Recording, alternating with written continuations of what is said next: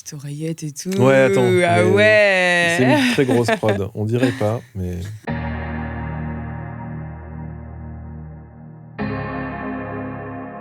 Moi, ça me fait super plaisir de te voir, en tout cas. Bah, idem. C'est un honneur, même, de se revoir dans ce contexte et puis de faire ressurgir un peu... Le passé. Ouais, les souvenirs, parce que... ça a commencé ou pas, là En vrai, ça tourne, donc on peut... Ok. Ça n'a pas officiellement commencé, mais on a le droit de parler, et puis s'il y a des trucs cool, on les gardera. Oui, bien sûr. Mais non, j'avais passé un bon moment. Ouais, c'était sympa. C'était sympa, et puis c'était symbolique pour moi. Ces premières scènes, elles étaient importantes. Mais tu travaillais avec Kevin Amzalag aussi. Ouais, je crois que c'est lui qui m'avait mis en contact avec toi. C'est ça. Et ça, il fait partie des premiers guitaristes avec qui j'ai commencé. Enfin, il y en a eu deux. Nicolas aussi, qui est sur Orléans, qui m'accompagne toujours. Et Kevin, qui a fait partie vraiment des débuts. Des tout débuts. Des tout débuts, ouais. Juste le micro. Ok, trop bien. Non, ça va, bouge pas, en vrai, ça prend là. Salut Ivani. Salut Nico. Merci d'être avec nous sur ce canapé pour nous parler de tes échecs. Eh bien, avec plaisir. Quel a été ton premier échec aujourd'hui ? Mon premier échec. Ah oui, on rentre directement dans le vif du sujet. Hein. C'est pas de... Ok, mon premier échec... alors, j'avais pas du tout préparé l'entretien. Oui, mais je t'ai envoyé aucune question. Mais ouais, c'est pour ça. Donc du coup, dis-moi, oui. Oui, d'habitude, je dois te présenter. Peut-être qu'il me l'a rappelé dans l'oreillette. Ivani, salut. On va faire genre qu'on refait, mais en fait, on gardera parce que c'est rigolo. Ok. Donc, tu es chanteuse ? Ouais, je suis chanteuse, auteure, compositrice. Ça fait quelques années maintenant que j'ai, on va dire, quitté mon job de CDI en tant que chargée de développement commercial. Mmh. Et voilà, artiste au style principalement pop, avec plein d'influences. Soul, R&B, influence urbaine. Tu t'accompagnes à la guitare également ? Je suis aussi, alors j'aime pas trop me vendre avec cette casquette, mais oui, je joue de la guitare. J'ai appris à jouer de la guitare quand justement j'ai quitté, on va dire que j'ai fait ce changement de vie. Ouais. Et puis je fais aussi un petit peu de piano, mais je me considère pas comme musicienne. C'est pour t'accompagner ? Voilà, c'est pour m'accompagner. Et puis le piano, c'est plus un plaisir, on va dire. D'accord. Voilà en gros. Pour revenir dans ma question, quel a été ton premier échec aujourd'hui ? Il y en a tellement. Alors mon premier gros échec, à mes yeux, ça a été mon premier clip. Je l'ai vécu comme un gros échec. Ah d'accord, donc là en fait, moi je te le disais aujourd'hui, ce matin. Ma question c'était de la journée ? Un petit échec aujourd'hui ? Ah ok, quel était ton premier échec ? Tu m'as dit donc... j'ai été chercher vite dans mes mémoires. Pardon, non, c'est vraiment une interview qui est très l'échec cool. de la journée. Premier échec de la journée. Ouais. Je suis passée à côté de ma routine matinale. Ah ouais ? Ouais. C'est quoi ta routine matinale ?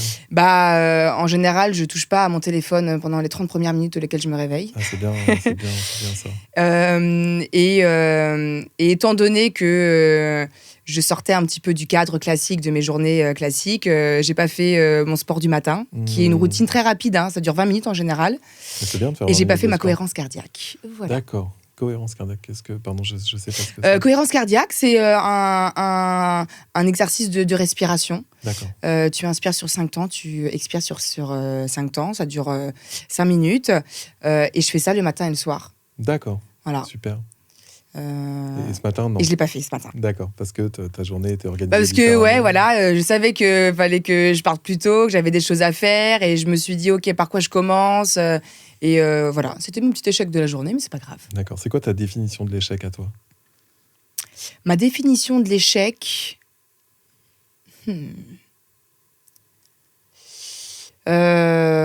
c'est avoir tout tenté pour réaliser un objectif ou un désir et partir du principe que soit j'abandonne parce que ça me correspond plus ou parce que j'ai plus la motivation de continuer, soit j'abandonne, soit j'abandonne.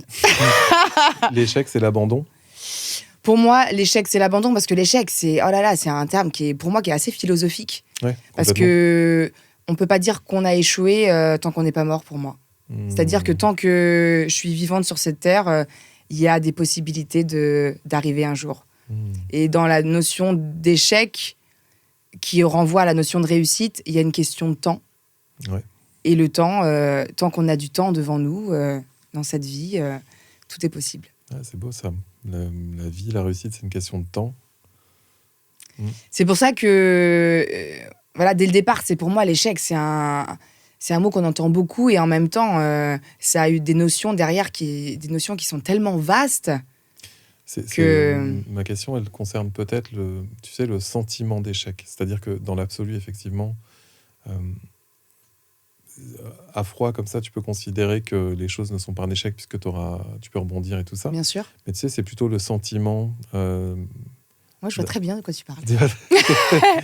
Bah oui, on est là pour discuter bien de ça, sûr. Justement. Mais, et du coup, est-ce que toi, tu peux, comme ça, spontanément, nous donner un pourcentage d'échecs dans ta vie ou dans ta carrière, enfin vraiment dans la sphère que tu veux?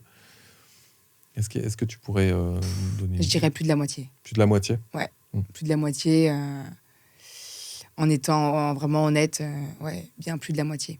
D'accord. Parce que tu vois, là, quand tu me parles de ce fameux sentiment d'échec, il est présent. Il est très présent dans ma vie, quoi. Parce que l'échec, c'est... Alors, du coup, si je reprends ma définition, moi, ou comment je le ressens, c'est ce sentiment de ne pas arriver à faire quelque chose. C'est ce sentiment d'impuissance face à une situation. D'impuissance, c'est intéressant, ça. Ouais, là, dans mon cas, en tout cas, je le prends comme impuissance. D'accord. Et qu'est-ce que je voulais dire d'impuissance. On est à plus de la moitié, au niveau de ton ressenti, il y a quelque chose de... Ouais, et surtout, il y a une notion de doute. De doute, de remise en question, et puis de doute, de remise en question, et puis de comparaison.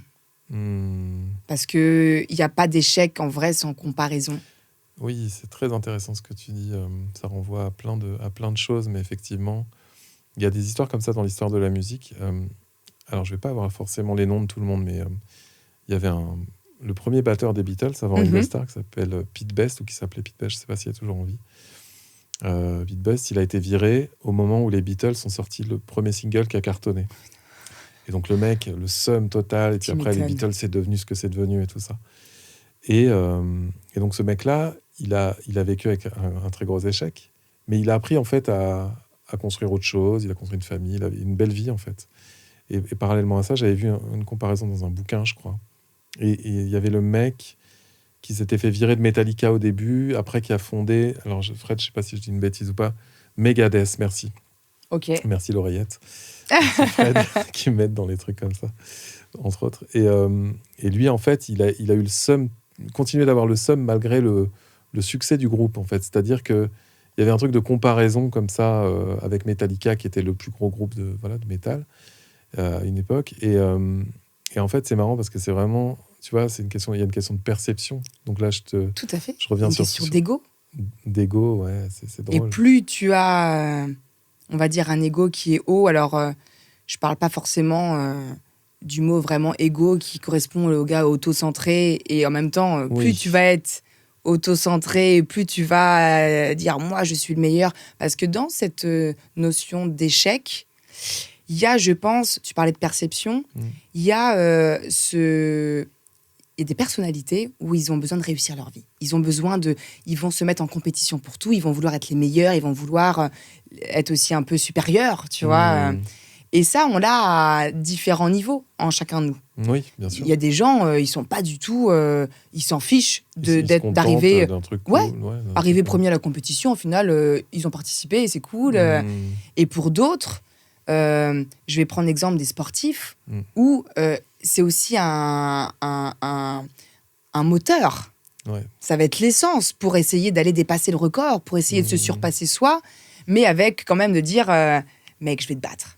Enfin, tu vois, je pense qu'il y a pas forcément le côté battre mauvais non plus. Hein. Non, bien sûr. Mais il faut qu'il y ait ce sentiment de... Quand il y a des fois, un tennisman, un boxeur, pour avoir écouté aussi différents podcasts et différentes biographies, faut que tu sois formaté à l'intérieur de dire je vais te démolir. Pas dans le sens où Non, je vais non, c'est pas de la méchanceté, mais c'est l'état d'esprit qu'il faut avoir. cette perception, cet état d'esprit. Et ça, c'est très valorisé en plus de nos jours, ce truc-là. J'ai l'impression que cette compétition, elle est très valorisée, moi, dans ma perception.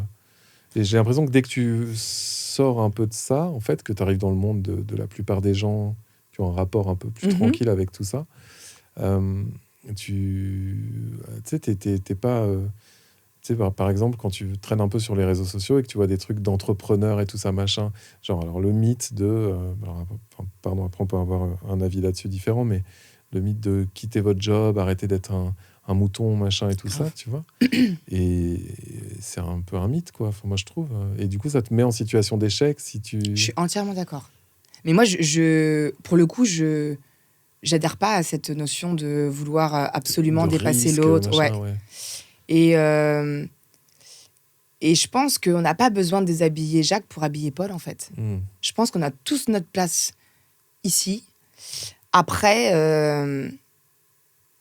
si vraiment tu veux quelque chose, bats-toi pour y arriver. Il y a des gens qui vont saisir les opportunités à tout va, sans aucune valeur. Et je respecte. C'est leur, et ils vont y arriver, et tant mieux pour eux. Mais en tout cas, moi, j'ai besoin de rester alignée à qui je suis, et j'ai besoin de pouvoir me regarder dans la glace le soir, en fait. Ça, c'est important. Et même si je suis pas la plus grande chanteuse avec les plus grands streams, tu vois, pour parler vraiment...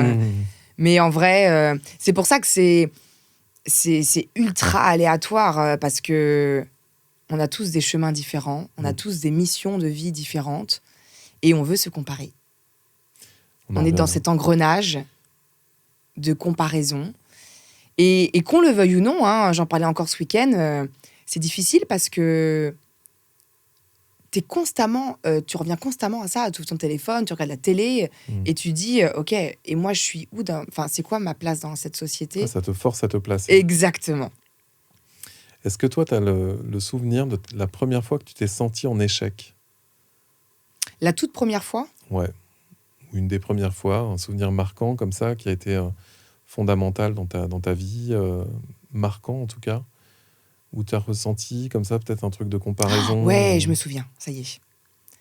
Quand j'ai raté mon code. Ok. Ouais, je me souviens... alors, je réalise que ces derniers temps, il y a une grande partie de ma vie, en fait, que j'ai complètement obstruée. Et j'ai du mal à aller retrouver des éléments phares de ma vie, mis à part depuis que j'ai quitté mon job, et que, tu vois, c'est comme si j'avais recommencé une nouvelle vie, et la vie d'avant, je l'avais complètement... Ça a tranquillisé des choses ou ça... Je sais pas. Mais c'est une deuxième page, peut-être ou... Ouais, mais c'est bizarre, tu vois. Donc, bref, en tout cas, je reviens, je me recentre. D'accord. Ouais, l'échec de mon code, j'avais 16 ans.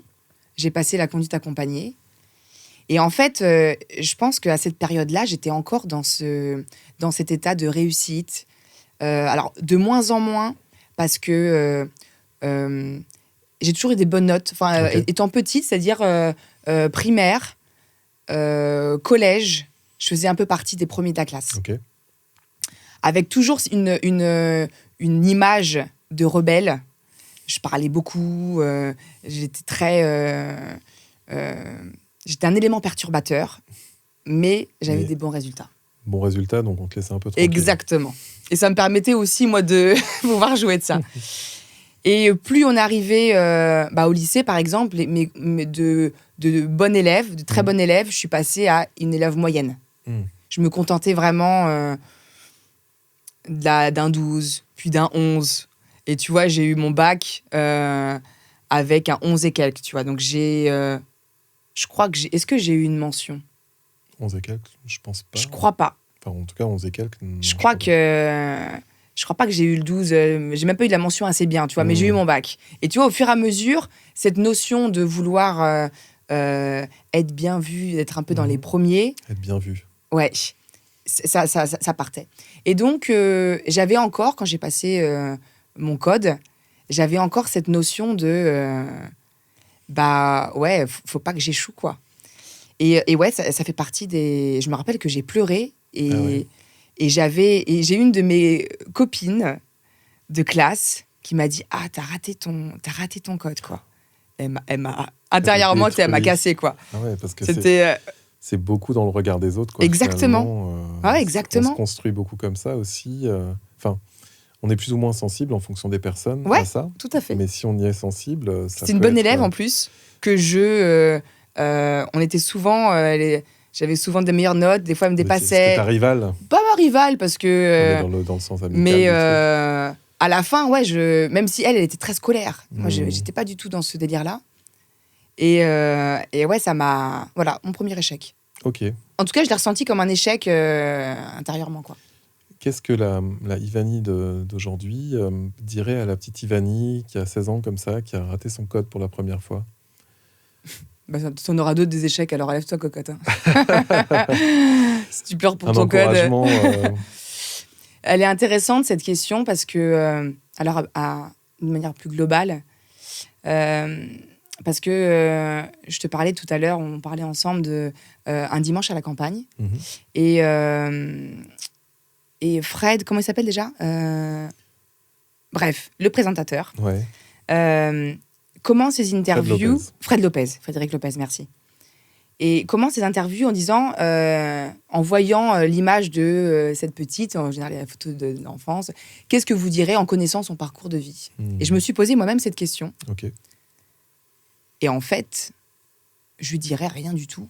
Parce qu'on aura beau se dire quoi que ce soit, s'il y a des choses qu'on doit vivre, on doit les vivre. Et au final, si je suis qui je suis aujourd'hui, c'est parce que je suis tombée et j'ai fait mes propres expériences. Et on nous dit plein de choses. Mais en vrai, on ne veut pas écouter. Tant qu'on n'est pas prêt à... Enfin, c'est comme si tu dis à un enfant... j'ai pas d'enfant, donc je serais peut-être pas prise au sérieux, ou même touche pas. Si on lui explique pas pourquoi, ou si tant qu'il aura pas fait sa propre expérience, quand il verra que à force de vouloir monter sur le tabouret, et ben un jour il va tomber et il faudra qu'il fasse plus attention, il l'aura pas assimilé. Et je pense que c'est un peu, même si on me dit quelque chose aujourd'hui, en vrai, on fait nos propres expériences et qui vivra verra. Hein. Ouais. Tu crois que c'est ça, que ce qui est important, c'est l'expérience, et que finalement, les leçons venues de l'extérieur, même si c'est l'extérieur proche, comme tes parents ou... Alors, je dis pas que c'est... Non, t'écoutes quand même, t'as quand même écouté bien tes sûr. parents. Ouais. Mais parce que parfois, il y a des personnes qui nous disent des choses, des personnes, des fois, qu'on connaît pas, Ah oui. Et le message arrive et ça fait tilt dans ta tête. Genre ta copine qui te dit « Ah, t'as raté ton code ?» Non, parce que là, je l'ai pris un peu comme un peu comme quand t'es à terre et qu'on te remet une petite claque en plus, tu vois. Je le savais. Je vois. Je savais que j'avais loupé. Pas besoin de me le redire. Mais non, je fais plutôt allusion à ces personnes qui vont te donner un conseil, mais auquel tu t'y attendais pas, et qui va parfois changer ta vie, ou changer ta perception, ou qui va vraiment avoir un impact inattendu. Ok, justement, est-ce que tu as vécu un échec comme ça qui a eu des conséquences bonnes, en tout cas qui a été marquant pour toi? Je parle pas du premier dont tu nous as parlé, mais justement quelque chose dont tu as réussi à extraire quelque chose de... Tout, en fait. Ah ouais? Tout, parce que, en étant honnête, ce changement de vie, c'est même pas un changement de carrière professionnelle, c'est un travail sur moi-même que j'ai commencé depuis. Et je prends même pas ça... en vrai, j'ai même pas l'impression de travailler. J'ai l'impression de vivre, ou du moins survivre. J'ai l'impression d'avancer dans une quête. Je sais pas c'est quoi cette quête, mais je suis plus dans... Alors après, nous, artistes, on est un peu particuliers parfois. Enfin, tu vois, on est un peu perché, on est un peu... Mais non, j'ai pas l'impression de travailler pour une société, où j'ai l'impression d'apprendre sur moi et d'essayer de comprendre l'enfant intérieur qu'il y a à l'intérieur, de comprendre cet adulte dans ce monde de fous et de faire du mieux qu'on peut. Ouais, c'est très beau. Est-ce que Je vais reformuler un peu la question parce que je pense que tu as des choses Je à passe dire à quand côté. même. Non, c'est pas ça, mais c'est que, en fait, ce qui m'intéresse dans ton parcours, il y a en tout cas au niveau de la continuité, il y a une rupture au moment où tu arrêtes ton travail Ouais. pour devenir chanteuse. C'est la genèse un petit peu de cette décision-là qui, j'imagine, n'a pas été forcément évidente à prendre parce qu'on quitte un confort matériel, financier, relationnel, pour se lancer dans un truc qu'on connaît pas, où les gens ne nous connaissent pas. Et Ouais. si on est sensible au regard des autres, ça peut avoir du poids et ça peut être... comment s'est passée cette maturation-là au niveau de... déjà, qu'est-ce qui a été le facteur déclencheur? Est-ce que c'est un échec dans ton travail d'avant? Comment ça s'est fait tout Comment ça? ça s'est fait? Alors, ça a pris du temps. Ouais. Ça s'est vraiment fait par étapes parce que, si tu veux, ce besoin de chanter, il a été présent depuis toujours. Mmh. Il a pris un poids dans ma vie assez important aux alentours de 10-12 ans. D'accord. Et il a été crescendo jusqu'à mes 20 ans.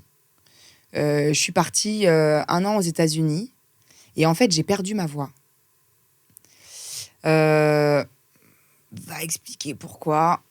C'est une extinction de voix? Alors, avant de partir, j'ai fait une extinction de voix qui a duré quelques jours. D'accord, quand même. Donc, je parlais plus, j'ai complètement aphone. Et donc, après, tout s'est enchaîné. Je suis partie. J'étais fille au père dans une famille aux États-Unis. D'accord. Et au moment où à l'époque où je chantais, donc chez moi, je chantais toujours seule, en fait, cachée. Mmh. Mais à un niveau, dès que mes parents partaient, hop, je chantais. Sur mon scooter, je chantais tous les moyens possibles pour pouvoir chanter caché. Caché. Voilà. Il y avait que mon frère en vrai qui savait un petit peu ça. Et puis lui, après, il est parti. Donc, c'était un travail intérieur. C'était vraiment... Okay. Et donc, c'est là où j'ai compensé, pendant cette année aux États-Unis, j'ai compensé sur le piano. Okay. C'est-à-dire que je suis arrivée aux États-Unis, je ne savais pas faire de piano. Je suis partie des États-Unis. Limite, les gens avaient oublié que quand je suis arrivée, je ne savais pas faire de piano. J'ai acquis un niveau, j'ai vraiment fait ça beaucoup. Okay. Et je pense que j'ai vraiment compensé parce que quand j'ai voulu rechanter dans cette maison, quand j'étais seule, il y avait plus, la voix, elle était vraiment plus là, quoi. Ah, c'est marrant. Et comme je chantais beaucoup de chansons clichés, des Whitney Houston, des Lara Fabian, chansons vraiment à voix, ouais. Là, la note sortait vraiment plus, quoi. Parce que tu t'es arrêté de chanter? Parce que tu t'es arrêté de travailler? Je sais pas. En fait, il y a eu peut-être 1 mois. Il s'est passé peut-être 1 mois vraiment sans vraiment chanter. Ah oui, tu sais, préparation, j'étais aphone. Je travaillais, il fallait que je termine mon travail d'étudiant à l'époque. Après, il y a eu 1 semaine de formation à New York pour apprendre le métier d'opère, entre guillemets. Ouais. Tu arrives sur place. Donc, ouais, peut-être 3 semaines. D'accord. Où j'ai pas vraiment pu être seule pour chanter. Ok. Et là, je vois que ça marche plus. Donc, bref, pour résumer, il se passe 1 an, je chante quasiment plus. Et en rentrant, je termine la dernière année d'école de commerce qui me restait. Et en fait, là, je me suis dit, j'ai plus de voix. Et puis, maintenant, je commence à être grande. Va falloir rentrer. C'est fini, là, les bisounours d'accord. De dire que je serai chanteuse un jour, quoi. Donc, j'ai complètement mis ça de côté avec difficulté. Mais comme chanter, ça, j'aime le beau, si tu veux. Et chanter, c'était tellement pas beau, c'est tellement faux, tellement en souffrance quand je chantais que... Donc, j'ai arrêté. Et donc, je suis rentrée dans la vie active. Et au bout de mon 3e job, j'ai une première expérience en tant que stage qui a duré 6 mois. 2e expérience qui a duré quelques mois chez Xerox. C'était pas du tout... Comme j'étais pas commerciale, je faisais pas ça pour l'argent. Je vendais pas. Je connaissais pas mes fiches clients. Si tu veux, j'étais vraiment dans le non, pas du tout, quoi. Et je suis rentrée après dans un autre groupe. Je sais pas si on peut le citer ou pas. On peut, ouais. Puis on le bipera si on veut. Ouais, groupe Philippe Maurice, donc les cigarettes. D'accord. J'avais le choix avec le tabac ou l'alcool. On n'est pas en train d'en faire la promotion, je précise. Ah, ça s'est caché la figure. D'accord. Je suis allée au plus offrant, je t'avoue. Ouais. Et voilà, je rentre de mon expérience sur Paris et j'ai le job. Et là, je pleure. Tu pleures. Ouais, je rentre chez moi et échec en fait. Tu vois, intérieurement, je sentais que c'était. Tu vois, je savais pas, mais. Tu t'étais éloigné un peu Je me dis, de ça y est. de l'artiste, de la connexion à Ouais. la voix et tout ça. Là, je rentre dans un truc qui va me. Je ferme une porte derrière moi. Ah ouais, Donc voilà, et ça a duré un peu plus de 5 ans. d'accord. Et je dirais 2 ans avant de quitter mon job, c'est là où j'ai réalisé que j'étais vraiment pas heureuse. Et j'ai commencé à envisager la musique, à réenvisager la musique. J'en ai parlé un peu de manière désespérée à mon petit copain de l'époque, qui lui l'a bien pris, même si j'avais... En fait, mis à part ce que je lui disais, il pouvait se baser sur rien. Je lui dis, j'ai toujours adoré chanter. Il me dit, ok. Et je lui dis, je crois que je suis pas à ma place. Et je recommençais un petit peu à chanter, seule, avec un répertoire différent. Donc, je me suis plus orientée sur du Amy Winehouse, par exemple, des chansons qui étaient beaucoup plus accessibles vocalement pour moi, pour repartir à zéro. Et puis, la relation avec cette personne s'est arrêtée. Et je voyais que ça prenait de plus en plus de place. Ça revenait, quoi. Ça revenait. Chasse le naturel. Exactement. Et t'as gardé un lien avec la musique, avec le piano, notamment, à cette période-là, ou pas? Je faisais toujours du piano. Tu faisais toujours du piano? Après être rentrée des États-Unis, la première chose que j'ai faite, j'ai acheté un piano numérique. D'accord. Je pouvais pas arrêter. D'accord, il fallait quand même garder un fil. En fait, avec le recul, tu vois, tu me fais prendre conscience que la musique a toujours été présente. Pas la voix, mais la musique. Je m'accrochais au peu que j'avais, si tu veux. Et donc toujours le piano, toujours. Et puis j'ai ajouté le piano et la musique. J'ai commencé à apprendre des chansons où je pouvais m'accompagner. Et après, j'ai fait une autre rencontre d'une personne qui a vu ça en moi. Ok. Donc, du coup, cette personne, je la connaissais auparavant, mais elle a mis des paillettes dans ma vie, pour prendre l'expression. Ce n'est pas Kevin dont on parlait tout à l'heure? Du coup, c'est devenu un Kevin pour moi. C'est devenu un Kevin, mais c'est pas le Kevin Amzalag dont on parlait tout à l'heure. Non, pas du tout. Non, mais quand je dis Kevin, parce que je fais allusion à Inès Reg. Oui, mais moi aussi. Mais du coup, comme on a un Kevin dans notre histoire commune... C'est vrai. Il s'appelait Julien, cette personne. Et je dis un Kevin parce qu'on a eu une histoire ensemble. D'accord. Et c'est lui qui m'a ouvert les yeux sur le potentiel que je pouvais avoir. Et en fait, la relation s'est quittée quand j'ai quitté mon job. D'accord. C'est-à-dire que tout ce chemin, je l'ai fait un petit peu avec lui. Alors, un chemin intérieur, hein, mais je comprenais que j'étais vraiment plus à ma place. Et ça devenait vital. J'arrivais plus à aller travailler. Et je commençais à être vraiment dans un mal-être. Ouais, je comprends. Un peu dépressif, tu vois. Et je préparais en même temps le terrain. Et en même temps, j'avais pas la force. J'étais pas prête. J'étais pas assez prête pour quitter mon job maintenant. Donc voilà, j'ai commencé à faire... en cachette, j'ai vu j'étais sur... comment ça s'appelle? Pas Audiofanzine. Zikinf. Ouais. Et j'ai cherché un guitariste. En cachette? En cachette. T'étais encore en train de travailler à ce moment-là? Ouais. D'accord. Mais les gens savent pas que je chante. Mes parents sont pas au courant que je chante, en fait, à ce moment-là. D'accord. Mes parents vont être au courant que je vais leur avouer une fois que j'ai quitté mon job. Plusieurs mois après avoir quitté mon job. Ok. Pour info. Donc tout ça, c'est vraiment intérieur, mis à part cet homme dans ma vie et quelques personnes vraiment de mon entourage. Je dis vraiment quelques personnes. Les gens ne sont pas au courant que je chante. Tu n'as pas fait exister ça dans ta vie sociale. Et donc, je rencontre un dénommé Cédric, chez qui je vais aller sur Paris. Parce qu'à l'époque, je travaillais sur Paris. Je bossais beaucoup sur Paris. C'était mon secteur. Et donc, ça a duré quelques mois. Et en fait, mon boss de l'époque me dit écoute, tu vas être super contente, on t'a créé un poste sur Orléans. Et là, déception pour moi. Parce que Paris, ça me permettait de connecter avec la musique. Oui. Et d'avoir un justificatif, tu vois, parce que j'avais mes hôtels qui étaient pris en compte, Oui. j'avais la voiture, je payais pas l'essence, j'avais la voiture de fonction, donc c'était parfait pour moi. Je commençais à avoir, tu vois, en parallèle mon... Et là, tout s'arrête. D'accord. Tout s'arrête, et là, ça commence à devenir vraiment dur. Parce qu'on l'a pas dit, mais tu habites à Orléans. J'habite, oui, je suis orléanaise. Ouais. Orléanaise. Et donc, dur parce que je suis coupée de ça. Et c'est là où, quelques mois après, ça va s'arrêter. Pour revenir à ta question de base, excuse-moi parce que je m'égare un petit peu. Oui. Nico, dis-moi. Tu veux que je reformule ma question ? Du coup, ouais, je sais plus où est-ce qu'on est là. C'était quoi déjà la... Non, mais je sais pas. En fait, on est parti dans ton parcours. C'est très intéressant, donc je t'arrête pas. Ok. Et non, mais après, moi, ce qui m'intéresse, c'était ce pivot-là. Oui. Comment j'ai changé de vie ? C'était ça, excuse. Ouais, c'est ça.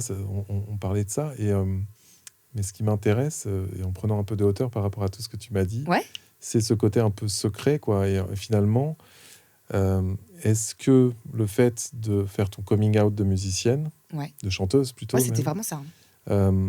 Est-ce que ça a résolu une forme d'échec ? Enfin, tu vois ce que je veux dire ? Est-ce que ça a mis fin à une période de souffrance ? Ouais, tu peux nous parler de ça, de ce moment-là ? Ouais, clairement. En fait, ce fameux Julien de l'époque, j'ai reçu une lettre chez moi de convocation à mon travail, et il m'a dit « T'es pas prête pour ça ». Alors que parce que moi, je préparais, en fait, mon arrêt de travail. Ce Julien, il t'avait encouragé ?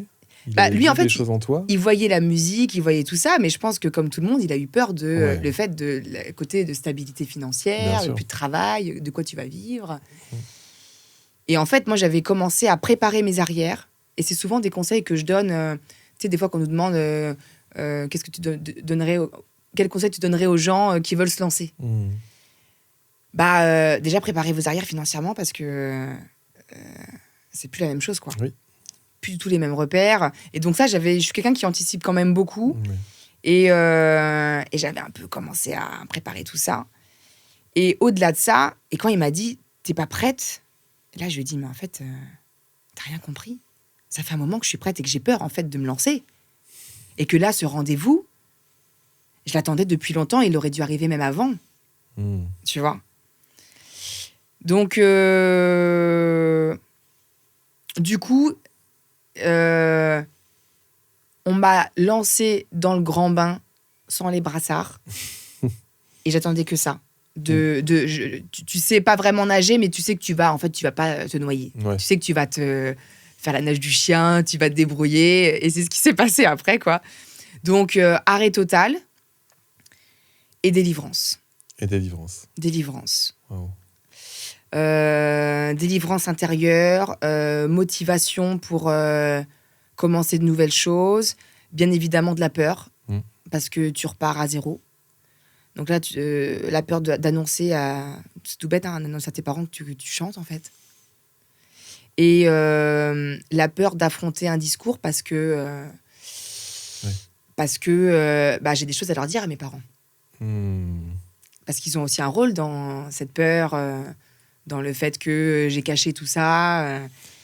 Donc, affronter une discussion et les mettre... leur parler honnêtement.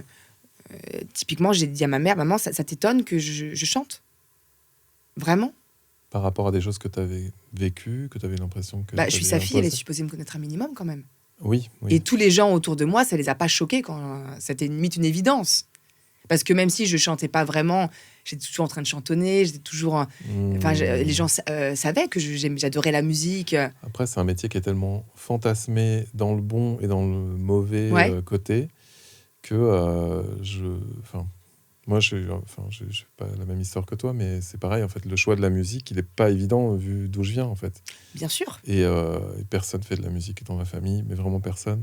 Idem. Tu vois, il y a une espèce... En fait, je pense qu'on répond à une espèce de sensibilité. Oui. Un truc qu'on a découvert parce qu'on a écouté, parce qu'on a aimé la musique. Mais ouais, c'est vachement intéressant. Et du coup, ce coming out-là, comment ça s'est passé ? Ça s'est bien passé. Ouais. parce que j'étais à l'aise avec moi-même par rapport à ça. Ouais, tu avais fait ton choix. J'avais fait mon choix et mon choix, il était vraiment assumé. Ouais. Même si tu as un manque de légitimité intérieure que tu veux pas t'avouer parce que du jour au lendemain, tu dis je suis chanteuse. Là, il faut. Ouais, t'as fait. Non, mais tu vois, c'est hyper intéressant parce qu'il faut le porter, ce choix derrière. Il faut le porter. Donc, je le portais, mais t'as quand même des petites. Tu sais, quand tu grattes, tu sens que c'est un peu fébrile quand même. Ah, oui, un peu. Non, mais j'imagine, complètement. Donc, en apparence, toujours, tu montres le meilleur de toi-même et voilà, t'y vas. Mais oui, pendant longtemps, j'ai eu du mal à... Je disais que j'étais chanteuse, mais tout bas. Tu vois, tu fais quoi dans la vie ? Je chante. Ah bon, tu chantes ? Mais tu fais quoi à côté ? Et bref, les fameuses questions, le classique. C'est pas ton vrai métier. Et c'est là qu'on s'est rencontrés, nous. Exactement. Il y a quoi, 6 ans, un truc comme ça, ouais, 7 ans. En 2017. En 2017. Ouais, je m'en souviens très bien. C'est là où on s'est rencontrés. J'avais fait un petit bout de chemin. Je commençais à me lancer à chanter en public, à faire des scènes. J'avais rencontré un compositeur avec qui j'ai fait mon premier titre, Oulala, qu'on a eu l'occasion d'interpréter ensemble sur scène. Et puis, premier clip. Et puis, avant ça, on m'avait inscrit aux Jeunes Talents de ma ville. Ok.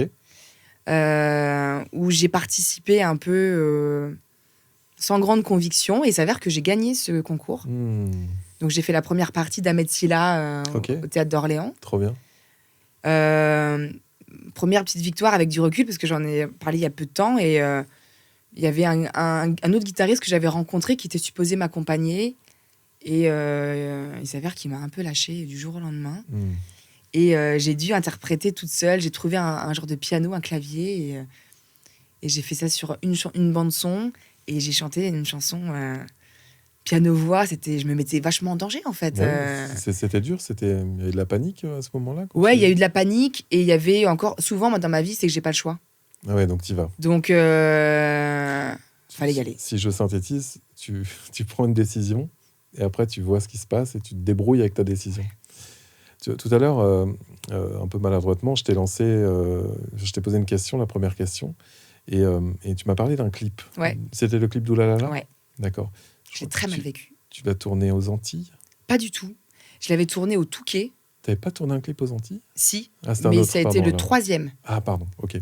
Mais le premier, on aurait pu croire qu'il y avait un côté un peu plage aussi. Semblait, mais c'est ça. D'accord. Mais alors, tu peux nous en parler ? Pourquoi c'était ou pas ? Ouais, si, on est là pour parler non, mais t'as le droit du dur, hein.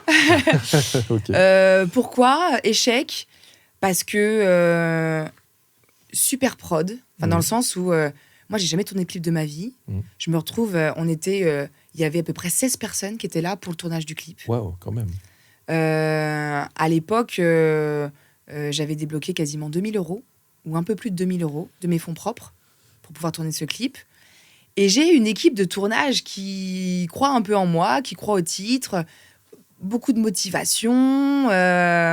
Pour 16 personnes, 2 000 €, c'est pas si cher. Hein. Ah non, mais tout le monde était... Pour toi c'est beaucoup, mais c'est vrai que c'est cool d'avoir... Ah non, mais j'hallucinais. J'ai fait waouh, des raids, on tournait avec des caméras raids. Tu sais, pour un premier clip, moi je découvrais c'était quoi la raid, mais quand on m'a dit oui, c'est des caméras un peu de cinéma, j'ai fait waouh, quand j'ai vu l'image, j'ai fait waouh, je suis pas comme ça en vrai. Donc je suis un peu sur mon maquilleuse. Des gens pendant le tournage qui viennent me mettre des genres de plaids sur le truc quand j'ai froid. On prend vraiment pour une rosta. J'ai fait, les gars, moi je porte les trucs, je participe, tu vois. J'étais waouh. Et donc je m'attendais à un truc de fou. Et en fait, il s'avère que sur les 2 chefs-op qu'il y avait un des caméramans qui avait une RED qui n'était pas mise à jour. D'accord. Et en fait, toutes les images, il y a une partie des images qui était ultra sombre. Waouh. En fait, on avait tourné de nuit avec franchement un super décor. Il y avait, je sais plus, une centaine de bougies sur un genre de petit coin d'eau et tout. Je suis arrivée, j'ai fait waouh. Et quand j'ai vu le rendu, j'ai fait les gars, c'est pas exploitable là. par rapport à ce que moi j'ai vu. Et là, le rendu en post-prod, il y a un problème.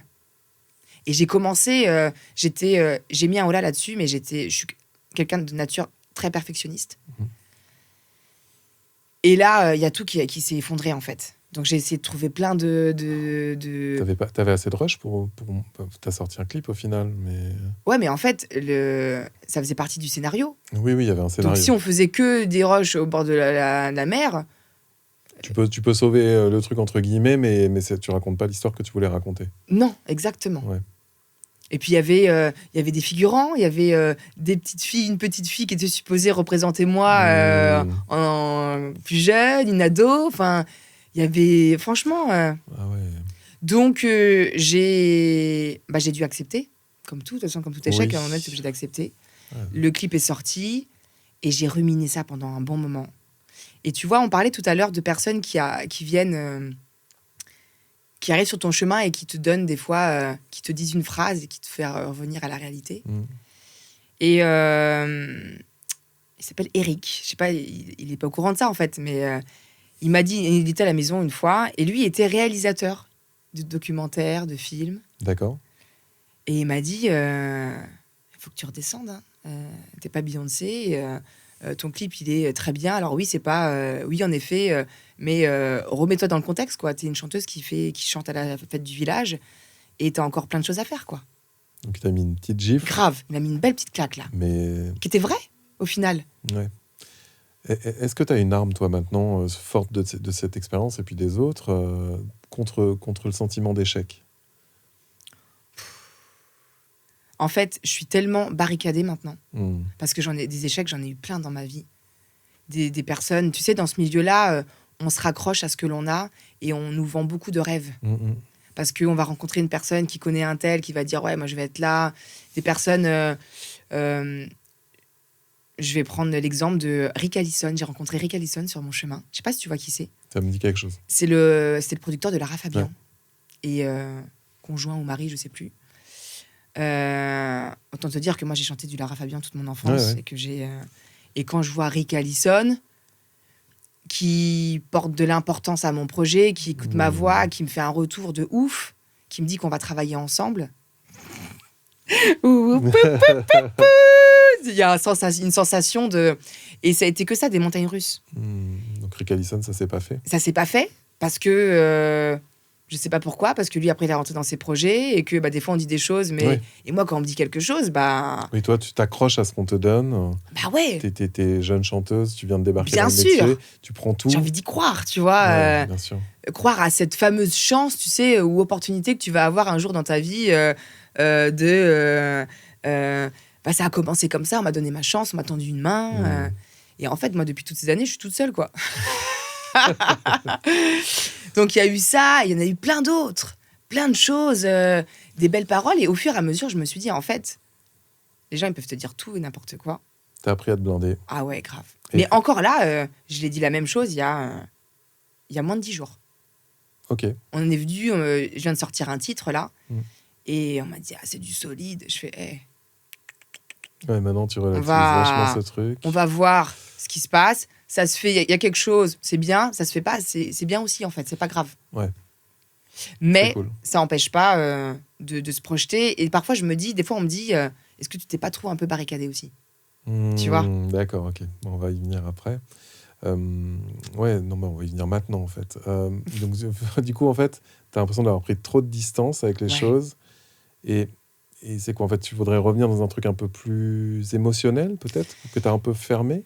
Du coup, tous ces chemins-là, toutes ces rencontres, tous ces espoirs, et c'est... Là, du coup, tu vois, je parle vraiment de manière très spontanée, mais là, je suis en train de remettre le nez sur plein d'échecs, tu vois. Je prends l'exemple de The Voice, que j'ai fait, qui n'a pas marché. Je prends l'exemple de Nouvelle Star. En fait, des échecs, j'en ai eu tellement, tu vois. Et en même temps, c'est ce qui fait ma force, je pense, aujourd'hui. Mais maintenant, c'est même plus une question d'échec ou de réussite. C'est une question de bien-être intérieur. En fait, c'est marrant, ça, c'est cool. la dimension, elle n'est plus du tout la même, en fait. On s'en fout du résultat. Ouais. on veut être OK avec la vie qu'on a Ouais, choisie. parce Voilà. que je vais t'avouer que le mal-être que j'avais avant de quitter mon job, et ça fait un moment que je suis dedans. Je suis heureux dans un mal-être. D'accord. Tu reviens dans un mal-être? Ouais, enfin, ce serait mentir que de dire que je suis OK Hmm. et que je vis ma plus belle vie. Faux. Et C'est-à-dire que je vis des moments fous, Hmm. quand même. Hmm. Euh, et j'ai l'impression qu'artiste, c'est tu vis des moments très très forts et tu vis des bas très très durs. En fait, on Ouais. est dans des extrêmes Ouais, en complètement. termes émotionnels. Et, et aujourd'hui, je sais même plus où est-ce que je veux aller. Parce que je suis plus dans un schéma de réussite, T'as sociétale. t'as une boussole intérieure qui a tendance à te mener vers un endroit où tu te sentirais mieux ou bien. Juste bien Juste intérieurement. bien, ouais, mais de façon un peu plus durable que des Ah oui, hauts et des bas. oui. Ouais, d'accord. Bien résumé, un peu plus durable, oui. D'accord, ok. S'il vous plaît, quand je vois que ça redescend, j'ai fait ah non, C'est- on retourne là-dedans. Tu te débats, tu Après, fais des routines, tu fais des trucs, tu t'essayes tout. Après, c'est marrant parce que j'imagine à quel point, même si là, t'en rigoles et tout ça, c'est quand même pas facile à vivre. Et les gens ne te prennent pas au sérieux. Parce que j'en parle, Ouais, même des amis proches, j'en parle avec. comme t'es trop sympa aussi. Tu dis ça avec trop de... Ouais, mais en fait, la problématique que je rencontre dans mon cas, si je prends un peu de recul, Mhm. c'est que en présence de personnes, et naturellement, je vais avoir le sourire. C'est un truc que je peux Mhm. pas. Et naturellement, je vais montrer la meilleure, pas la meilleure version de moi-même, mais Oui, tu vas... Ouais, non, mais je comprends complètement. en fait, Mhm. je vais relativiser parce que je sais qu'il faut. En fait, on sait qu'il faut relativiser. Sauf que quand ça va pas, t'as beau dire ok, ça va passer, c'est génial. Non, ça va pas. Et du Mais coup, je suis nulle, j'y arrive pas, je suis qu'une grosse merde. Tu vois bien que tu n'y arrives pas, tu vois bien que regarde. après, quand t'es tout seul, enfin, t'as pas le rebond que quand tu discutes avec quelqu'un, t'as pas la prise de distance, tu te retrouves tout seul avec tes démons, Ouais. et puis ouais, c'est beaucoup plus dur. Ouais, mais ma vie, aujourd'hui, je suis toute seule dans mon aventure. Hmm. Mais est-ce que d'ailleurs, ce serait pas ça, le next step, tu vois, ce serait Ouais. d'être accompagné par Ouais. quelqu'un de aligné avec toi, avec ce que tu as envie Ouais. de faire. Bien sûr, ouais. Ça l'a été de manière plus poussée il y a quelques années. Ouais. Et je faisais pas les bonnes rencontres. Hmm. Soit les personnes voulaient faire ça un peu pour le plaisir. Ouais, en Donc, ce amateur. qui fait que, comme je t'ai dit, je suis un peu perfectionniste. Et je suis perfectionniste avec moi-même, mais je vais pas être aussi exigeante avec les autres qu'avec moi-même. Hmm. J'ai quand même un... mais il y a un minimum syndical. Enfin, non, mais ouais. Ouais, non, mais Tu je vois. vois, c'est... Non, mais après, ouais, Si je peux faire les choses moi-même mieux, en fait, il n'y a pas d'intérêt. Donc, j'ai un petit peu abandonné, mais je me plains souvent de travailler seule. Ouais. Et j'aimerais... Tu vois, j'ai travaillé avec Benji des Nègres Marrons D'accord. pendant 1 an et Wow. demi. Il a coproduit 2 de mes titres qui sont sortis. Trop cool. C'était vraiment post-Covid. On s'est rencontrés en 2020 à la suite d'un titre et d'un clip que j'ai sorti. Hmm. Et ça a été pour moi waouh, tu vois. Un gros up. Ouais, un gros up. Un gros up. Je l'ai pris comme waouh, une personne reconnue dans le milieu qui Bien sûr. qui me voit comme qui voit mon potentiel, qui est prêt à travailler avec moi, qui est prêt à financer, sortir de l'argent. Enfin, tu vois, ça a été. Et au final, on a travaillé, je dirais 1 an, presque et demi ensemble. Et je me suis rendu compte que j'avais fait des choses pendant 1 an et demi, mais j'avais rien sorti pendant 1 an et demi. Vous avez travaillé sur quoi? Il m'a poussé sur écrire, je pense qu'il a dû mettre toute sa bonne volonté. Et c'est l'un des échecs que je fais face aujourd'hui, c'est l'écriture. J'arrive pas à écrire. Ah ouais, Ouais. D'accord. Et ça, par exemple, tu as des gens qui font ça très bien. Ouais, mais il faut Parce les que... trouver, ces gens. Ouais, c'est vrai, il faut les trouver, c'est ça. Il faut les trouver. J'aimerais qu'on décale un petit peu la Ouais, perspective. C'est toujours plus facile de donner des conseils aux autres qu'à soi-même. Et, euh, et je pense que tu es ok, quelqu'un oui. qui est très ouverte aux autres. Alors, qu'est-ce que tu dirais, toi, à quelqu'un qui est dans la même situation que toi? Qu'est-ce que tu conseillerais comme ça pour rebondir face aux échecs, une façon de te dire, te demander ce que tu te dirais à toi-même. Pour cette problématique-là ou pour l'échec en général? Bah, on va rester sur cette problématique-là parce que je pense qu'elle est intéressante et importante. Qu'est-ce que je me dirais? Parce que Non, là, il y a... qu'est-ce que tu dirais à quelqu'un d'autre, je sais pas, ta meilleure amie, qui arrive pas à écrire? ouais, ou enfin, qui arrive pas, qui vit ses up and downs comme ça, dans une carrière artistique, pour faire large. Oui, pardon, Ah, bah, c'est ça que je je lui parlais. dirais plein de choses, mais sache que je suis la meilleure des conseillères de mes potes pour rebooster les C'est gens. pour ça que je te demande ça. Mais qu'est-ce que tu lui dirais, du coup? Ouais, mais là, ta question, Bah, moi, la question, elle est vers toi. Bah ouais, mais la mentale qui prend le dessus, là. Ok. Ok. Non, Euh, En fait, ça fait partie d'un processus. Mhm. Et ça, on le sait. C'est pour ça que je suis obligée de prendre du recul et on est dans nos... Quand on est dans notre sous l'eau, on est sous l'eau. Mais en vrai, c'est pas la fin. Tout à l'heure, on parlait de notion de temps. Je pense que dans l'échec, euh, bah, il n'y a pas d'échec parce que, enfin, l'échec, c'est si on abandonne. Si demain, je décide de dire, OK, j'arrête tout, j'ai pas réussi et je vais reprendre un boulot plus conventionnel, là, je pourrais dire éventuellement, j'ai échoué. Ou encore, et encore, je pourrais dire, après, j'ai testé si et... tu trouves enfin, si t'en venais à trouver un travail où tu te sens beaucoup, où tu te sens hyper bien dans un truc, Non. peut-être, non, mais voilà, mais ce serait, ouais, Là, si demain, je reprends un job, c'est que c'est je que peux c'est un plus... échec. Ouais, c'est qu'il y a un truc qui va pas. Je sais profondément... Enfin, Ouais. je suis profondément convaincue que chanter, c'est ma voix. Hmm, Et c'est ça qui est un peu embêtant, c'est que c'est bien de dit. pas être aligné avec ce que tu devrais faire pour vraiment aller au bout de ce rêve. Ouais. Et en même temps, continuer, quoi. Tu vois? En fait, finalement, les carrières artistiques sont très représentatives de ça, mais la, la, comment dire, la sensation d'échec, c'est quand tu marches dans une espèce de brouillard et que tu sais pas quand est-ce que tu vas en sortir. Ouais. Il y a un truc un petit peu comme ça, parce que dans ce que tu racontes, moi, je te dis ça parce que je me reconnais beaucoup aussi dans ce que tu dis. Mhm. Pour avoir produit de la musique, pour avoir défendu des projets et tout ça. Et des super projets. Merci. Mais Enfin, et c'est aussi important, tu vois, parce que c'est pas une question de talent dans ce monde. Je parle de la société de manière générale, c'est pas du tout une question de talent. Moi, je me rappelle que je t'avais vu avec une amie, on était sur Paris, sur une île. Vous aviez joué...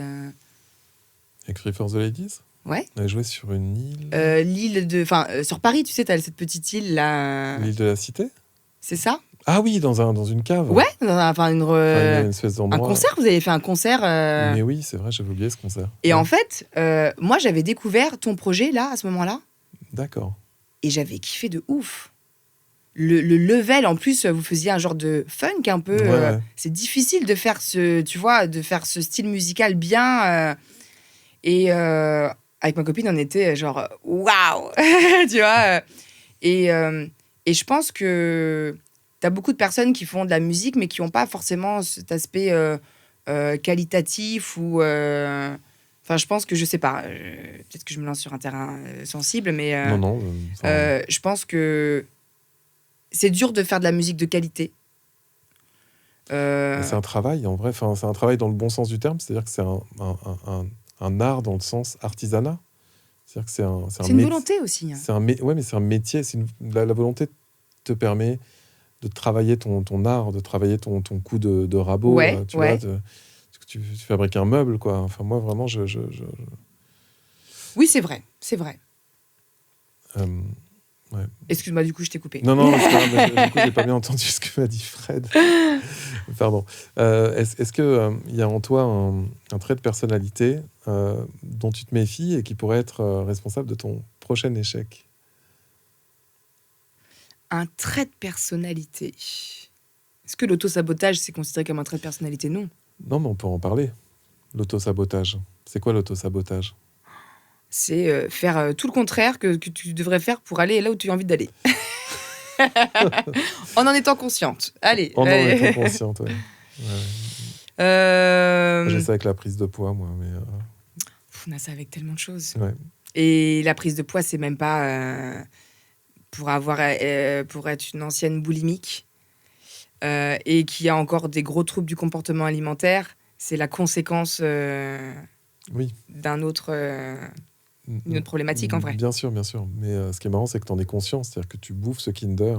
Et tu te dis, Exactement. je le mange, je ne devrais pas le manger. Oh, c'est bon. Et tu en manges un deuxième et un troisième et un Oui, quatrième. parce que c'est Et des après, tu te Kinder. sens très mal. Et après, tu te sens très con. Et après, tu culpabilises. Tu te dis, je suis nulle. Et en fait, c'est un cercle vicieux. Et souvent, dans ces phases moi, où je vais mal, je mange beaucoup parce que la nourriture, c'est un moyen de compensation pour moi. Mais oui, mais bien sûr. Et en tellement fait, bien. ça me tire vers le bas. Une overdose de sucre. Et après, je me sens vraiment une loque, quoi. Et je recommence parce que c'est le plaisir. C'est un plaisir. On parlait tout à l'heure de satisfaction un peu immédiate. Et dans l'échec, c'est avec vous qu'on en parlait tout à l'heure ou pas? Peut-être. Bref, oui. peut-être que moi je fais des parallèles. T'inquiète. Mais pour moi, dans la notion d'échec, on assimile souvent ce mot échec parce que on veut tout de suite. Et je prends l'exemple de la bouffe parce que Oui, en fait, c'est un plaisir qui est immédiat, qui nous fait du bien vraiment sur l'instant et qui nous détruit derrière. Mais on a besoin d'avoir un peu de plaisir quand ça va mal, en fait, parce qu'on n'arrive pas à trouver de plaisir ailleurs, tu vois. Et par rapport à l'autosabotage, comment ça se matérialise, ce truc-là? Enfin, c'est par rapport à quoi? Par rapport à ta confiance en toi? Par rapport à tes choix? Tout est lié, confiance en soi, estime de soi. Pour moi, je le matérialise... pour moi, c'est vraiment l'action. C'est là où je mesure mon autosabotage. C'est dans ne pas faire les choses qu'il faudrait que je fasse. L'inaction, du coup. L'inaction, en étant consciente que tu ne le fais pas là à l'instant T. Ouais, ce qu'on appelle la procrastination. Tout à fait. Ce qu'on appelle la procrastination, ouais. Il y a des actions que tu devrais faire selon toi. Mais il y aurait tellement de choses à faire. Comment est-ce qu'on se guérit de ça? Eh bien, écoute, je suis en quête de ça. D'accord. Et j'ai testé énormément de méthodes alternatives parce que je sens vraiment que, tu vois, il y a une phrase que j'ai écrite qui résume assez bien ma vie. J'avance dans ma vie comme sur un tapis de course. J'ai l'impression d'aller vite, mais je fais du surplace. Et en fait, c'est vraiment ça, en fait. C'est que j'ai l'impression que je comble un vide, ou des fois, je le comble par du vide, mais je le comble. Enfin, tu vois, dans ma tête, à la fin de la journée, je me dis, mais qu'est-ce que j'ai fait aujourd'hui? Qu'est-ce que j'ai fait de concret aujourd'hui? Et pourtant, j'ai pas regardé de série, j'ai pas regardé de... Enfin, tu vois,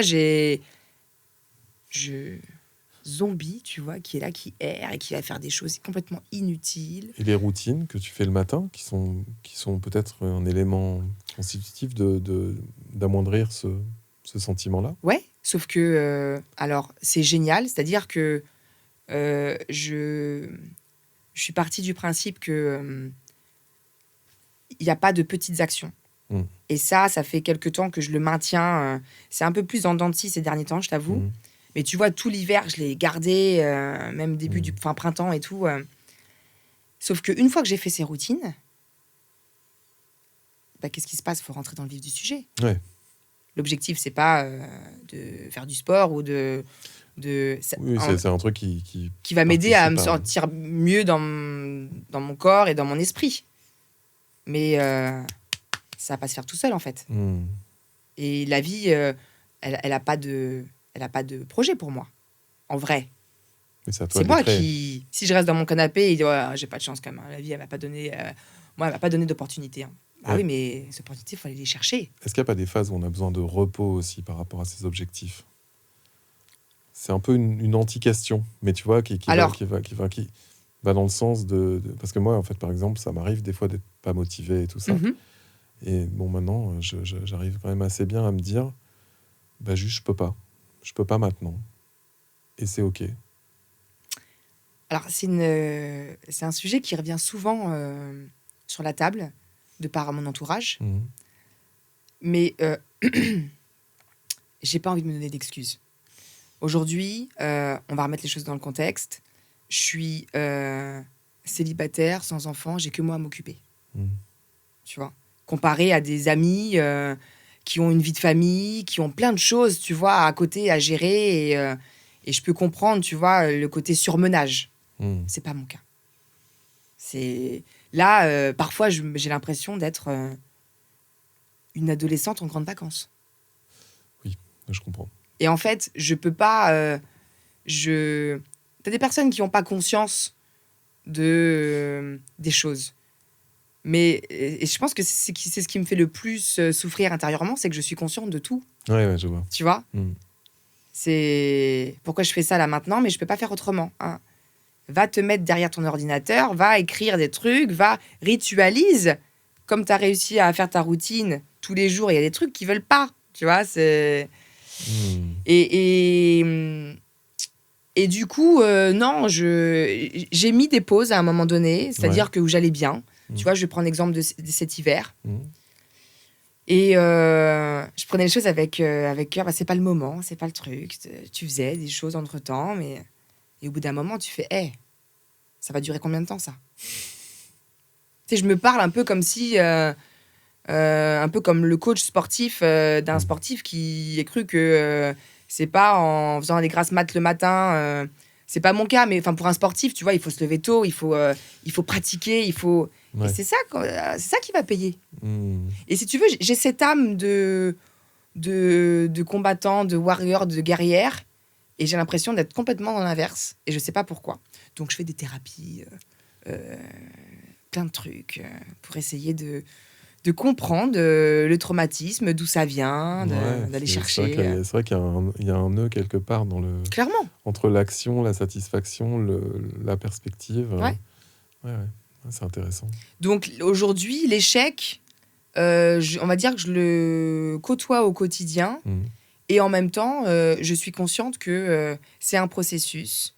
Et visiblement, ça fait partie du chemin de ma vie. Mhm. Et si je dois toucher plus de gens à 60 ans, et ce sera comme ça. Et ce ne sera pas forcément un échec parce que, Mhm. en fait, C'est un je chemin, trouve ça quoi. dur de dire que on réussit ou on échoue. Vivre, c'est dur de vivre, en fait. Ouais, grave. Juste vivre une vie, c'est super dur. Alors, on peut se mentir, on peut s'inventer tous les trucs et faire mettre nos masques devant les gens, Mhm. mais c'est compliqué. Avec tous nos traumatismes, de trucs, de l'enfance, des relations qu'on vit, de prise de considération, de je suis noir, de je suis grand, je suis petit, je suis trop gros, je suis truc. Alors, ce qui est bien, c'est qu'aujourd'hui, avec les réseaux sociaux, il y a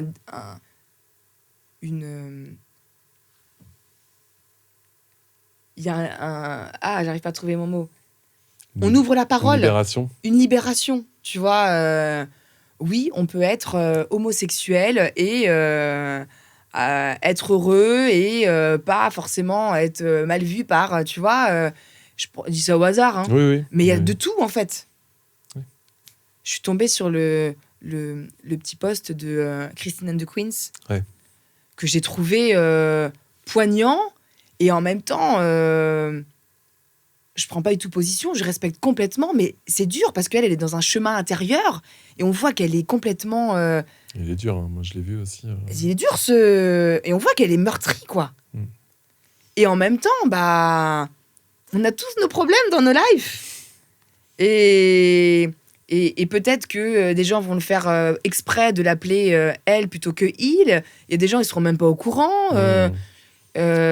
C'est une problématique qui, dans l'espace public, par exemple, pour prendre ce cas-là, est assez récente. Et effectivement, il y a un temps d'assimilation. Ouais. Pour le coup, mais pour en revenir à ce que tu dis, qui est super intéressant, donc je te laisse parler du coup. Non, mais après, moi, je parle beaucoup. C'est vrai que tu me donnes sur un truc, mais t'es pas venu là pour donne-moi pour m'écouter, hein, t'es pas venu là pour parler. Resserre les taux. Ouais, non, mais merci parce que c'est très intéressant. Merci d'être si transparente aussi. C'est aussi un peu mon problème. Je suis très spontanée et très... Mais non, mais moi je pense que quand on ose au moins reconnaître les choses. Et puis, enfin, tu vois, ici, il n'y a pas de jugement, il n'y a pas de tabou sur ces questions-là et tout ça. Et les gens pourront juger au final, mais ça. Enfin, oui, mais En après, vrai, il y aura toujours des gens qui rendent des avis exactement, sur tout, ouais. voilà, qui n'ont pas aimé ma gueule, mes lunettes. Oui, machin, voilà. enfin, tu vois, on s'en fout. Mais j'aimerais qu'on revienne sur un registre un tout petit peu plus peut-être rigolo. Ouais. Est-ce que tu as un petit top 3 de tes échecs rigolos liés peut-être à ta carrière de chanteuse Moi, j'ai beaucoup d'autodérision. Oui. Donc, j'aime bien. Je pense qu'on peut rire de tout. Mhm. Je vais prendre l'exemple de la nouvelle star, parce que c'est ça qui me vient maintenant. Ouais. Je prépare tout, si tu veux. Je passe devant le jury. Donc, c'était à l'époque Benjamin Biolay, Cœur de pirate. Il y avait Dany Sainté. Et il y avait une dame qui était liée à tout l'aspect visuel, communication. D'accord. Et donc, j'avais choisi 2 titres. Un titre qu'on avait fait ensemble, Shy Guy. Ok, ah oui. Que je trouvais cool, assez j'avais bien péchu aimé notre et version. tout. Ouais, voilà. Et un autre titre d'une artiste qui s'appelle Soa. Ça s'appelait Tourbillon, ce titre. D'accord. Et Soa, j'avais vu que c'était une artiste qui avait chanté avec Benjamin Biolay. Ok, Donc, je me suis dit... je vais me le mettre dans la poche. Ouais, tu vois, il y a un petit truc. Un titre en français, un titre en anglais. 2 titres un peu joyeux. Et donc, déjà, personne ne connaissait cet artiste. J'avais envie de lui dire, mec, je t'ai vu en live sur un plateau télé avec, mais ok. Je rigole, lui, tu vois. Il connaissait pas. Non, il connaissait pas. Merde. C'est un échec pour lui. Non, mais après, Non, je parle vraiment je parle vraiment avec le sourire. Hein. Ouais. Et donc, je vois, je chante Shy Guy, je vois Cœur de pirate qui est en train de bouger avec Dany Sainté. Je me dis, putain, c'est bon. Ils adhèrent, tu vois. La dame de la communication, quand ils font leur débrief, c'est elle qui commence, elle me donne un oui. Dany Sainté qui me donne un oui. Je fais waouh. Intérieurement, tu commences. Ouais, tu commences à te valider. Cœur de pirate qui commence à parler. Et là, déjà, je suis étonnée parce que elle a un accent canadien. Oui. Et je savais pas, en fait, moi. Donc, intérieurement, je contiens mon truc et écoute, je sais pas trop, je suis un peu... bref, elle commence à me sortir son discours et elle me met un nom. Ok. Et je me dis, attends, elle est en train de danser avec Dany Sainté, cool. Mais ok. Et là, Benjamin Biolay, je vois que c'est en train de virer. Je vois qu'il est pas... Je sais pas... peut-être que c'est pas le bon choix de chanson. Et donc, je suis là, je regarde en souriant. Et intérieurement, je me dis, propose une autre chanson. Fais un truc a cappella. Et là, je dis rien. Et il me dit, bah non, ça va être un non pour moi. Et je fais, ok. Et il se passe un blanc. Et je pars. Et en fait, je réalise que 2, c'est pas suffisant. Limite, dans ma tête, tu vois. Dans ta tête, moitié, t'avais la moyenne. Grave. Peut-être je m'étais habituée à la moyenne. Non, faux. Et je rentre. Mais après, ça sort. Fini. Ouais, mais c'est un Fin cadre, du game. J'imagine que c'est un cadre qui est super spécial, quoi. Des trucs. C'était filmé. Bien sûr, Il y c'est avait télé. la télé. Télé, t'es sur un plateau télé. Ok. Tu vois, déjà rien que ça, je pense que ça doit perturber un peu tes repères habituels, tu vois. J'imagine, hein. Je sais pas. Bah là, tu vois, c'est pareil. Intérieurement, il propose un truc, on le voit tellement. En plus, maintenant, je sais pas quelle année j'ai fait Nouvelle Star, mais on en a vu des trucs, genre des castings où il faut... on lui demande un nouveau titre. Et là, ça fait genre... t'as tout le storytelling pour l'émission. Tu sais, ils ont même pas besoin de clé en main, tu vois. Surtout que la prod m'avait beaucoup appelé, ils misaient beaucoup sur moi. Enfin, tu sais, j'avais un sentiment un peu de confiance, tu vois. Faux, tu repars. Allez, salut, tu rentres à Orléans. Hard. So hard. Donc voilà, écoute, mais des échecs comme ça. The Voice aussi. C'était quelle saison? C'était la saison... Quelle année? 2019. Ah oui, c'est récent alors. 2019. Et là, en fait, j'ai fait The Voice, mais j'allais vraiment pas bien. J'allais vraiment pas bien. En fait, je viens de sortir ce fameux clip Phénomène qui a été tourné en Guadeloupe. Ok. Alors déjà, le tournage du clip, c'était une catastrophe aussi. Oh, l'équipe de tournage avec qui on devait tourner en Guadeloupe, 24 heures auparavant, nous met un faux plan. Wow. Une équipe locale ou une équipe de Équipe locale. métropole? Et ça faisait déjà peut-être 1 mois et demi qu'on bossait dessus, quoi. Et en fait, moi-même, je réalise qu'en fait, ils sont pas à la hauteur. Ils ont fait beaucoup de documentaires, mais ils ont pas fait des clips, tu vois. Et on se retrouve avec mon collaborateur de là-bas, Olivier, que je fais un grand big up parce que il a été d'un soutien et il est encore aujourd'hui, tu vois. C'est là où on voit les vrais. Et on a dû, en l'espace de 24 heures, remonter une équipe. Oui, parce que tu as les billets, tu peux pas décaler, quoi. Moi, j'étais sur place. J'étais déjà sur place parce que j'avais participé déjà, je chantais sur place et il me restait 2 jours avant de repartir pour pouvoir faire ce fameux clip, tu vois. Je me souviens de cette période où je te voyais publier des vidéos. En Guadeloupe, j'avais beaucoup été... C'était la première année où j'arrivais en Guadeloupe et il y a eu une ascension, première partie de Cassave en mai, et tu vois, juin, je tournais ce fameux clip. D'accord. Et donc, je savais déjà, parce que The Voice, il m'avait contacté en avril. Donc, tu sais, il commençait à y avoir un engouement, là, je me dis, il y a un truc qui se passe, tu vois. Que dalle. Mais je comprends le truc où tu crois à fond. Grave. Tu te chauffes, là, tu te dis, ça y est, la convergence des... Ça y est, là, les fluides, les astres, tu te dis, ça y est, enfin, ils sont alignés. Non. C'est pas grave.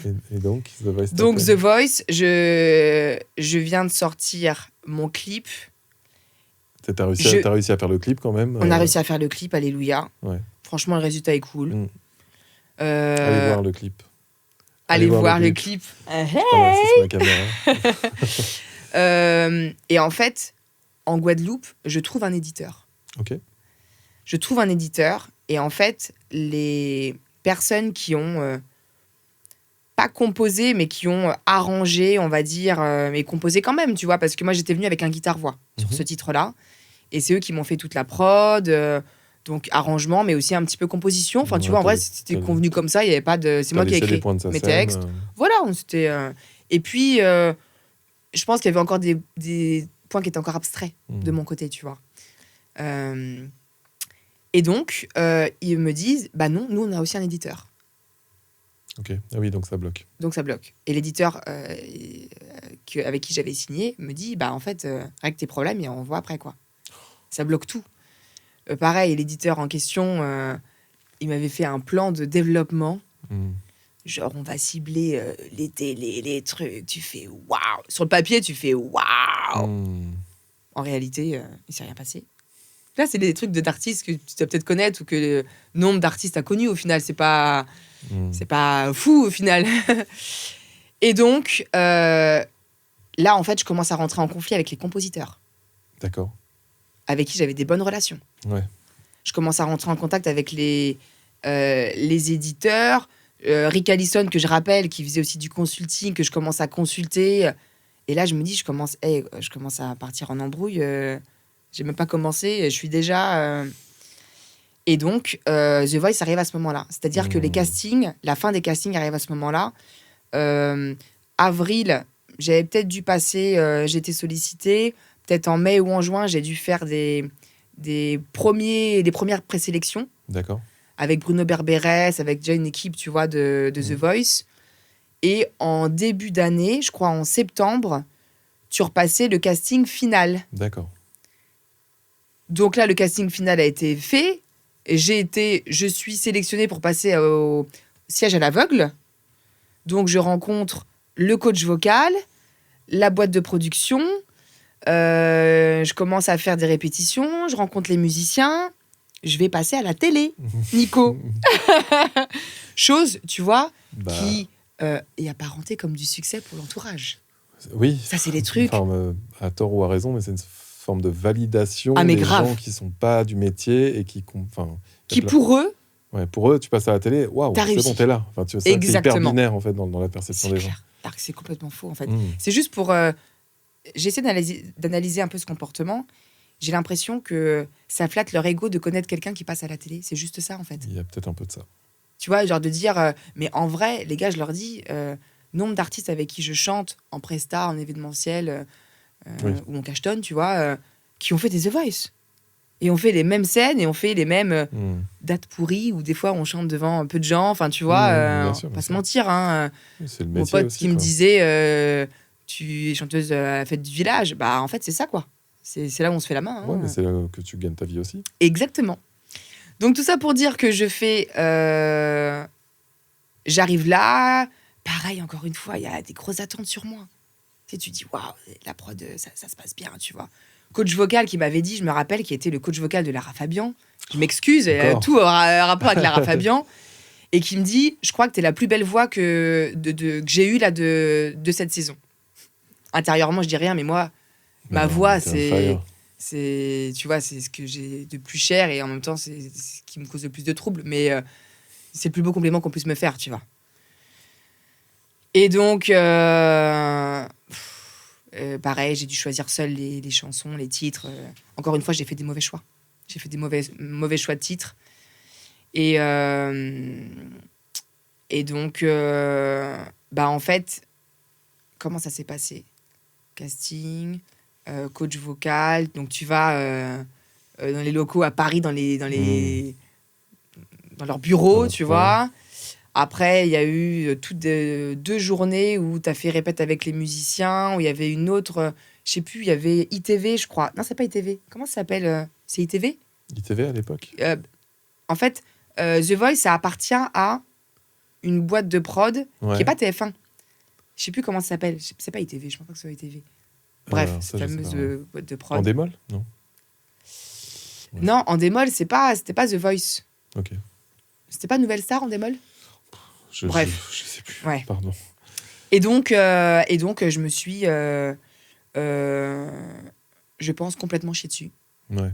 Parce que là, pour le coup, j'étais arrivée à un surmenage avec ce que je devais gérer à côté et trucs. Ouais. J'ai choisi une chanson que je pense qui n'était pas appropriée. Et sincèrement, l'arrangement qu'ils ont fait musical, c'était pourri.